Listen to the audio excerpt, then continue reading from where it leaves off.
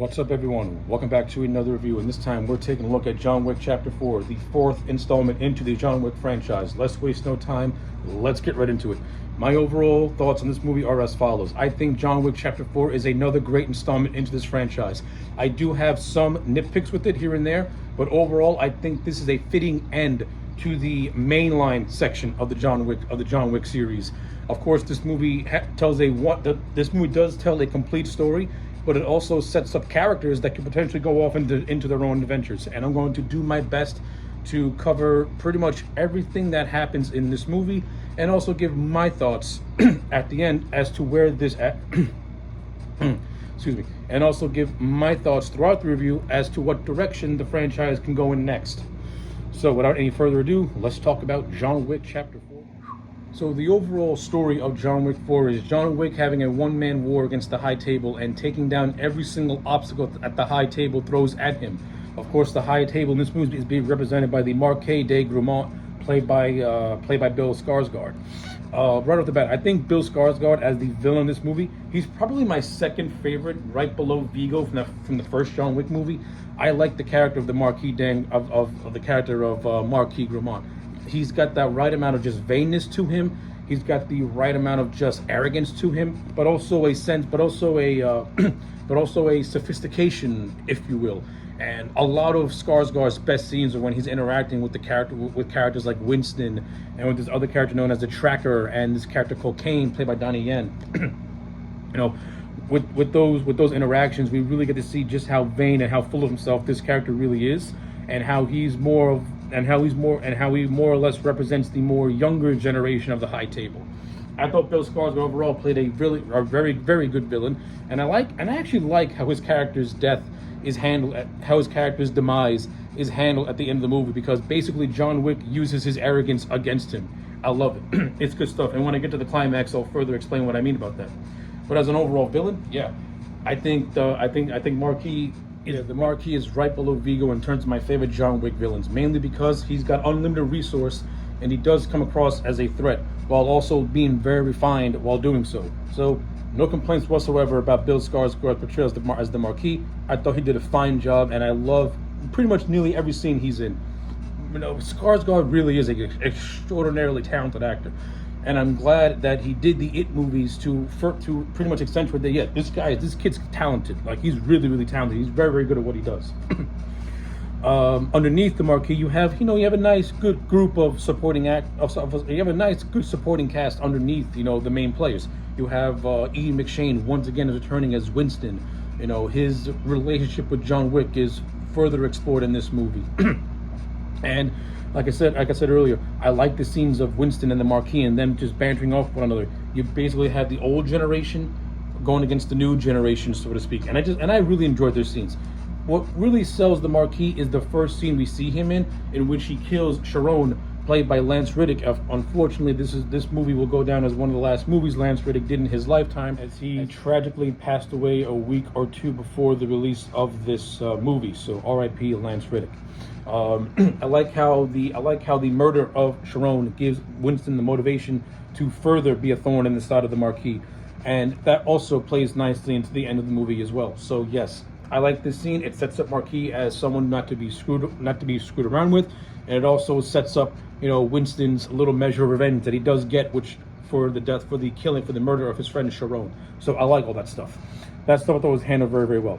The other supporting characters that are in this movie that I actually like, we have a character whose name called Tracker, who is pretty much working for the High Table, and his namesake does exactly that. He's tracking John Wick. Of course, he goes by the name of Mr. Nobody. I think the actor playing Mr. Nobody did a really good job playing in the role.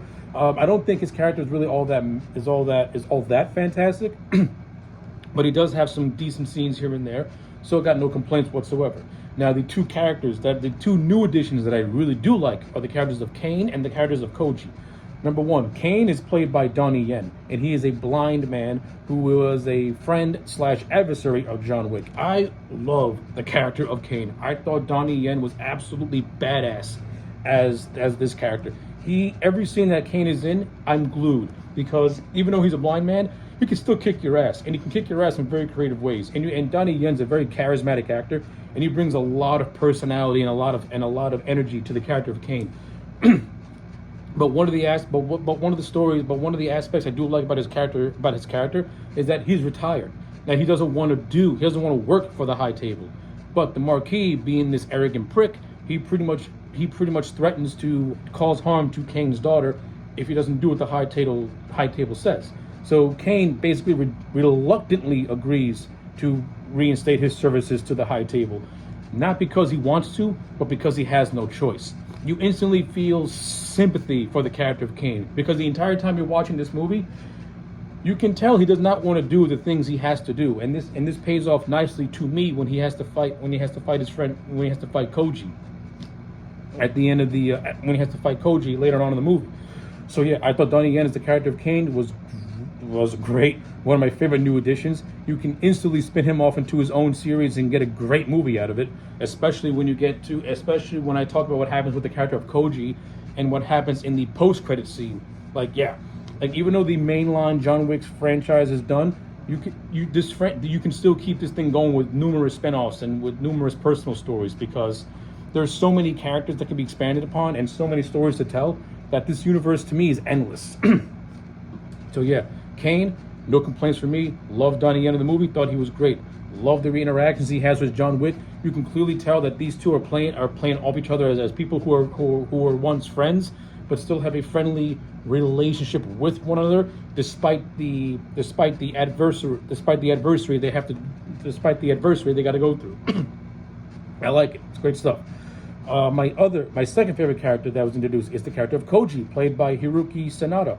I like Hiroki Sanada as an actor. I think he's a badass. I loved him in the Wolverine. I loved him as Scorpion in Mortal Kombat, and I like him in this movie. He's basically the Japanese version of Winston. Somebody who has a very close relationship with John Wick, views him as a friend, and he's willing to break the rules of the Continental because he values a brotherhood before the rules. So that to me instantly makes Koji a very interesting character, because he honors Japanese tradition before he honors mafia tradition. That's actually pretty cool. That's actually pretty interesting. What makes him a really cool character, to me at least.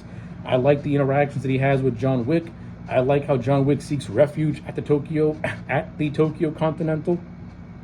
And I also like the extended action sequence that takes place inside the Continental, in which the Marquis' main henchman, played by Marco Zorro, pretty much leads more or less an invasion of at the Tokyo Continental after it was decommissioned, so to speak. And you have a beautiful half-hour just fight scene that takes place in Tokyo, which pays off with Koji and Kane having a sword fight. Earlier on in the movie established that Kane and Koji also have an old friendship and have a connection with one another. And this is the one fight scene that I wish got more time than it actually did, because I think you could have gotten a lot more drama and a lot more just oomph with it. You have a good old-fashioned sword fight between Koji and Kane, and I think this is one of the best fight scenes in the whole movie. And I like the fact that Kane kills Koji, but you can tell that he did not want to do it, and that he had a lot of regret, doing it as well. Like, he reluctantly killed a man that he called friend. And he's only doing it because the High Table is dangling the carrot of his daughter's fate. So he has no choice but to do it. I like it. It gives more conflict to the character of Kane. No, we can tell that Kane's not a great human being, but he's also not somebody who's gonna flat out kill you if he just for the sake of killing you. He's doing it because he literally has no choice. But building up to that fight with Koji, the entire section in Japanese is a showcase for Kane and just how badass this character is. Despite being blind, he uses all sort of tricks to get the edge on you. Like, he has these little devices, like these little doorbell things, like these motion doorbells that whenever someone walks by and they go off, he instantly knows where you are. The whole fight scene in the kitchen of the Continental is awesome. This showcases the character of Kane and how cool this character is, and so many more possibilities you can do with it. Actually, the entire Japanese section of John Wick 4 is my favorite section of the entire movie. I love this part of the movie. I think this part of the movie is great. I think the first half hour could be a little slow. We see John Wick preparing to go against the High Table with the Bowery King. He goes to Morocco and kills the Elder, who is portrayed by a different actor. It's revealed that the Elder is a title, and they just replace you once you die. And then, of course, after that, we get to the killing of Sharon. But so yeah, the first half hour can be a little slow because we're establishing these new characters and getting events in motion. But once it goes to the Japanese section, the movie's literally nonstop after that. So yeah, in terms of pacing, the first half hour can be a little slow, but once it gets to the Japanese section, my favorite section, it picks up a lot of steam. Uh, so yeah, so after we're done with the whole so after John Wick leaves Japan, so after John Wick leaves Japan, he goes back to New York to meet Winston, who's at the gravesite of Sharon. And this is the section where Winston tells John, "Hey, listen, in order to beat the Marquis, you gotta challenge him to a duel. But in order to challenge him to a duel, you gotta be sponsored." So this is where John Wick goes to Germany to go to the Ruska Romana in order to be reinstated as a member of the family. But to do so, he has to take down a man known as Killer Harkin, who is played by Scott Adkins. And this leads to another section of mine that I have a like for and a not so much like for. My likes. I like the introduction of Killer Harkin, played by Scott Adkins. Yeah, and I thought Atkins was a lot of fun as the character of Killer. Like they got him in his fat suit, and he has like this really mangled look where he has like a gold grill and stuff like that. And like I said, he's basically a combination of the Kingpin and Gambit. And this leads to a scene that I actually really like, in which nobody, Kane, John Wick, and Harkin are playing cards. That sounds the beginning of a very stupendous joke, to quote Killer. Now, of course, the reason why John Wick has to kill Killer Harkin is because Killer was responsible for killing the character of Kadia's father.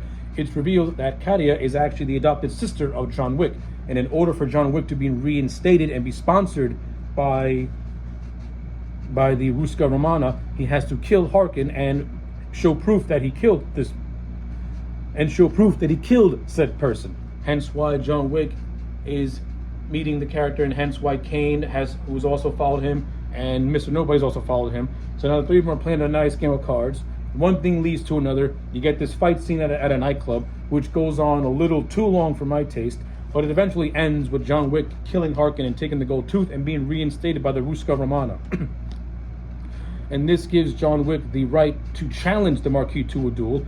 And it's basically going to be a good old-fashioned early morning showdown, early morning duel, the way they used to do back in the old West. And of course, this is moderated by a character known as the Harbinger, played by the great Clancy Brown, who I thought he doesn't have a whole lot of scenes in it, but he does have a presence to him. And the character of the Harbinger is more or less a high table operative, but he's also like a moderator. Like he's not somebody who does the wet work. He's somebody that he's more or less like an overseer. And I thought Clancy Brown, in these few scenes that he was in, he brings that presence that he has. But the character of the Harbinger, he also has some intrigue, because when we first see him, we see that he's cut off his wedding ring, his wedding finger. So like he's another character that you can expand the history on. Like, how did the Harbinger become the Harbinger? Like this. The John Wick universe is so vast with characters that you don't really need the character of John Wick to carry these movies anymore. You have other characters and other storylines that can carry this franchise to the end of time, because they're so vast and they're so rich with history. But I digress. So after the Marquis and John Wick agree to the terms of a duel, the Marquis then tries to throw everything he can at John Wick, putting a 26 and then a 40 million bounty on his head.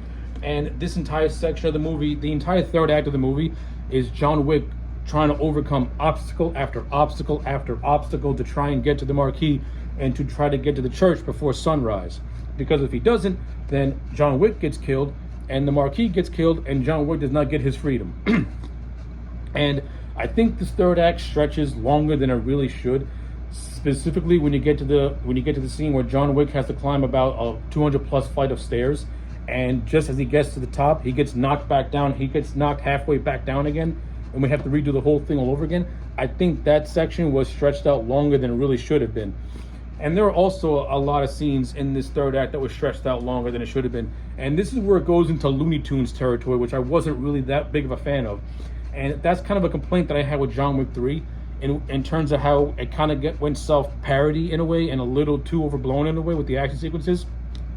Yeah, we get more of that in this, where John Wick is fighting a bunch of assassins on a highway and they're dodging cars and getting hit by cars and stuff like that. And John Wick got hit by so many things. How is this guy still standing? How is this guy still alive? I understand the Bowery King came to Paris and gave him a new ballistic suit and stuff like that. But that doesn't change the fact that this man's absorbing so much punishment. So yeah, the whole fight scene on the Paris highway was just, it was overblown. It was too cartoony for my taste. It's a fun and cool scene, but they kind of overdid it a lot.